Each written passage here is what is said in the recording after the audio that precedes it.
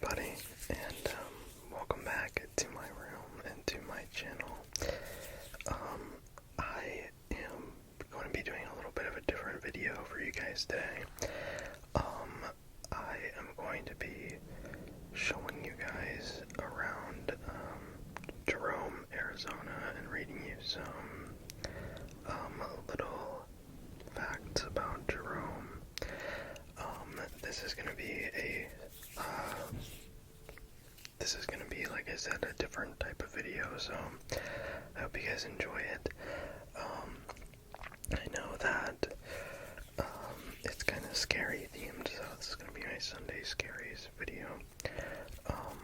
But let me know if you like it. I just thought it'd be fun. And so for some of it, it's going to be like this, like we're doing right now. And then I'm going to show you around Jerome and read you some facts and talk about my second visit there, which is what I was recording, because I've been there before. And then I'm going to read you guys a scary story. So I hope you guys enjoy. And yeah, so let's get into it. Okay, guys, so this is a little ghost town in Jerome that you can pay to walk around in. There's lots of old stuff, old cars, old machines. There is obviously these old houses, homes. There's like a schoolhouse, there's a jail. This one in particular, like these are some homes, I believe. There's lots of signs and stuff like that they kind of obviously staged and set up. I think, I'm not really sure if like a lot of the stuff is just kind of like set up to look like this. Like if these buildings were actually what they were before. This one was really cool. There's lots of old equipment in it. I think those were like to wash clothes and stuff. But yeah, there's some little placards and stuff that you can read about the history of the people there and the town itself. This one here is the jail. It's pretty cool. That's my sister there walking around. It was me, my brother, and my sister that went on this trip, and it was really fun. My brother and I have been before. We did a ghost tour and learned all about the history of Jerome and its hauntings, which was very interesting. If you haven't before, I would really recommend doing it. This one is a Studebaker Indy race car. Whatever that is, if you guys are into race cars, maybe you know. This is kind of just an overview of the town. And in the town, there were 3 interactive experiences you could do. We did all of them. One of them was panning for gold. One of them was cracking open a geode. And the other was feeding these animals that were kind of walking around and in pens as well. You'll see lots of the different types of animals they had. They had like chickens, goats, pigs, little rabbits and stuff. I am going to read you guys some facts about Jerome while we look through these like things here, the little clips of the ghost town. That white goat was a menace. He was always fiending for food. Don't mind the fan kicking up, the AC is kicking on. So on Jerome's website, I think this is the website, it says, located near the top of Cleopatra Hill between Prescott and Flagstaff is the historic copper mining town of Jerome, Arizona. Once known as the wickedest town in the West, Jerome was born a copper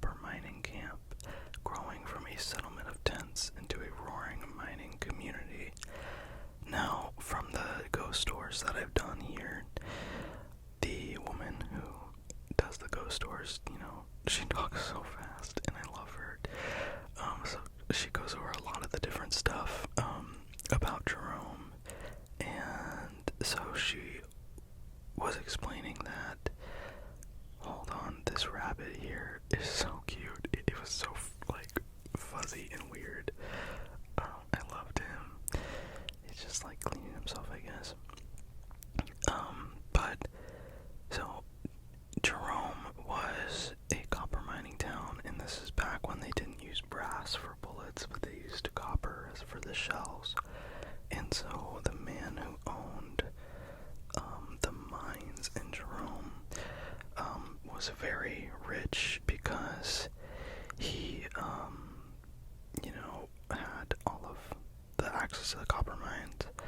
It says right here too, after its founding in 1876, Jerome was at one time the fourth largest city in Arizona, with the population peaking at around 15,000 in the 1920s. The Great Depression slowed the mining operation, and the claim eventually went to Phelps Dodge, who still holds the claim to this day. World War II greatly increased the demand for copper, but after the war, demand decreased drastically, with Jerome's economy completely dependent upon the demand for copper. Phelps Dodge mine closed in 1953. Now, what she explained about the town itself and why it was called the wickedest town is because of all the nasty behavior that occurred in this town. There was a lot of jealous lovers, and the man who owned these mines was a terrible person. I don't know if you saw that zoom in of the goat there. That goat was just, look at him. Anyway, so yeah, that man was actually quite a bad person, and he used to do some really awful things. He treated the workers in the mines terribly, and at one point he even was like getting them hooked on opium so that they would kind of be like sedated, and it was kind of supposed to be a perk of working at the mines is this access to opium dens, but it was just a ploy for him to control the people that worked there. Now, there's so many awful things that happened. It's this big mining town, and they would like blast these mines like so close to the town. A lot of the like infrastructure of the town got messed up because of that. Also, shout out to the gift shop here at this little ghost town. It's pretty cool. Lots of different plushies and stuff because they have animals, candy, just, the classic stuff you'd expect at a gift shop. And of course, you've got to have the classic gift shop cat walking around being sleepy and cute, just like you are probably. He's just sunbathing right there. He wanted nothing to do with us. It's a shot of the mountain there. But Jerome's really cool. There's lots of gift shops, jewelry, spooky vibes and stuff. Right here you're gonna see we're going on the ghost tour. This is my second time on this ghost tour. They took us into an abandoned hotel, or not hotel, sorry, high school. It's not actually abandoned. There's some artists that use this place for their studios, but there's supposedly ghosts here. On this time around for the second ghost tour, I had a lot more activity than the last time. Now, I will say that I'm not like a believer in the paranormal. However, I'm not really a skeptic either. I just don't know what is going on. But I don't know, it's like fun. This is a shot of the bus ride back to town with their crazy driving. I love the woman that does she's so fun, but she drives that bus like she stole it. She's stopping here to show us a sliding jail, which you can't really see. It is a jail that slid down this like hill and kept all 4 of its walls intact, which is pretty crazy. I forgot the exact distance that it slid, but it slid quite a bit. I love bus rides like this or car rides like this with the lights passing by, and I was so tired. And I had to drive back to this point, so I was just taking the time to enjoy someone else driving instead of me. But I hope you guys enjoyed this little tour and me rambling about my second experience in Jerome. Again, definitely really recommend it. If you're gonna go on that Jerome Ghost Walk, I'd recommend doing the Pandora's Box tour, because then you get to, like I said, go into the haunted high school and, talk to the ghosts in there, and it's just, there's so much more, so I'd recommend doing that, but anything in Jerome would be fun if you like spooky stuff. But yeah, let's go back and I will read you a scary story. Okay, so I hope you guys enjoyed my tour of Jerome, Arizona. If you ever get the chance, or if you live in Arizona, it's a really fun day trip. The ghost tours are really cool. The lady who did the ghost tour for us, I had her the first time as well, and she's so funny, and she talks really fast, but I love it, and it's just a really fun vibe and a cool time. So if you like scary stuff or you just like history, I would definitely recommend checking out Jerome. But now I'm gonna read you guys a scary story because it's Sunday Scaries after all. So I found one. It's from Let's Not Meet, and it is called Why I'm Glad Deadbolts Are a Thing.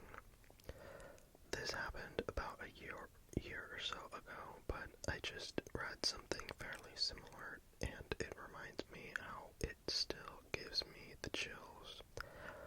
I have 3 kids who were around 9, 7, and 2 at the time, and also living with my husband.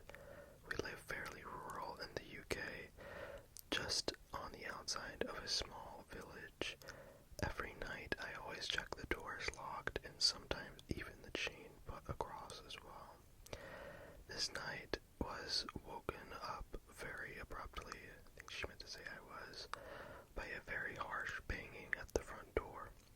At first I thought it was just someone drunk thinking it was their house, but they started trying to turn the handle.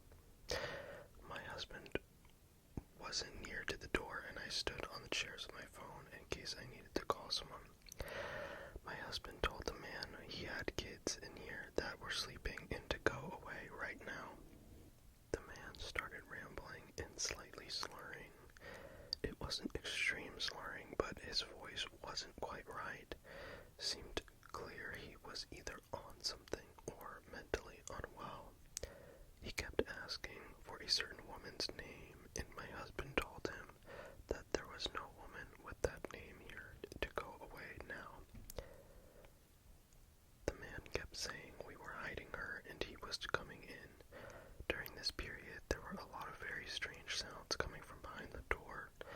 Thumping, scratching, and another wound I couldn't quite place. My husband then told him that I had called the police. He did a few more frantic thumps, then I assume left because we heard nothing else. We heard nothing else like him attempting this with the neighbors either. That's my air conditioning, by the way, don't freak out. For a few hours, I waited in case he came back. I had a tennis racket I'd have used if I don't know what they meant to say, if I had to. Luckily, it didn't come to that. In the morning, as it was a weekend day, I decided to check outside, and honestly, I did feel a little ill. There was a massive dent in the door, which I thought surely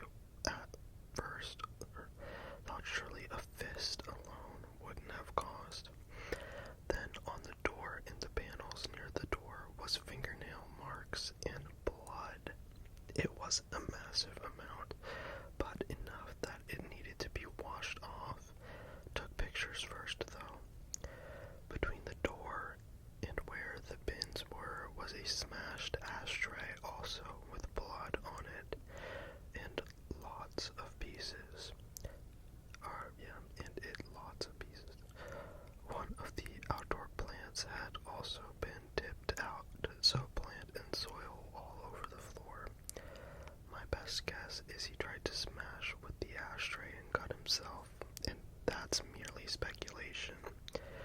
My blood ran cold how clearly aggressive this man was, and we have absolutely no reason to be targeted. We told our neighbors, who were absolutely horrified. They said they thought they heard something but thought it was a drunk. When we mentioned the woman's name, the neighbor said, "Oh, gosh, that's last few door." Oh, gosh, I don't know if that's what they meant to say. I think they meant to say, "Oh, God, that's last few doors down from us who used to live." I don't know what they meant here. Here it says, "Oh, gosh, that's last few doors down from us who used to live where we do. She used to be into drugs and a few shady people, and the neighbor reckons maybe one of her old drug-taking companies was searching for her. Even now, there have been a few incidents in her house where police have been called, but I'm not sure what for. Now, we have a video doorbell and alarms fitted, so at least now a button goes straight to a security system that if we don't answer will send the authorities. It didn't end in danger, but it so easily could have, and that's scary as hell." So seriously, she doesn't